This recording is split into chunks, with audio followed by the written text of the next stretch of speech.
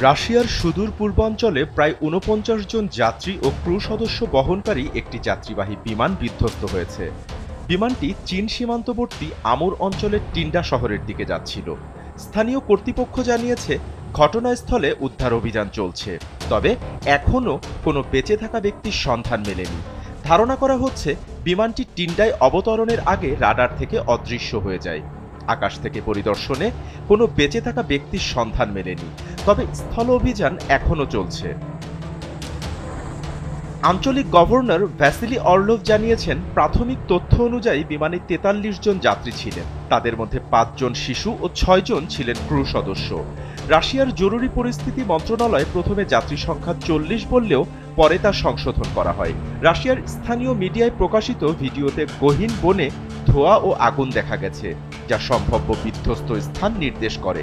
টেলিগ্রামে দেওয়া এক বার্তায় গভর্নর অর্লোভ লিখেছেন, বিমানের সন্ধানে প্রয়োজনীয় সব সংস্থা ও উদ্ধারকর্মী মোতায়েন করা হয়েছে। অ্যান্টনভ 24 হল একটি সোভিয়েত যুগের টার্বোপ্রোমো বিমান, যা ১৯৬০ থেকে ৭০-এর দশকে তৈরি হয়েছিল। রাশিয়াও কিছু প্রাক্তন সোভিয়েত দেশে এখনও কিছু পুরনো বিমান চলাচল করছে, যদিও অনেকগুলোই নিরাপত্তার ঝুঁকি নিয়ে চলে। গত কয়েক বছরে আঙ্গারা এয়ারলাইন্সের এই মডেলের বিমানে ইঞ্জিন সমস্যা, ল্যান্ডিং গিয়ার ত্রুটি এবং জরুরি অবতরণের ঘটনা ঘটেছে। এই ঘটনায় বিমানটির পুরনো অবস্থা ও রক্ষণাবেক্ষণ নিয়ে প্রশ্ন উঠেছে। রাশিয়ায় এ ধরনের পুরনো বিমান এখনও ব্যবহার করা হয়, যা প্রায় দুর্ঘটনার কারণ হয়ে দাঁড়ায়।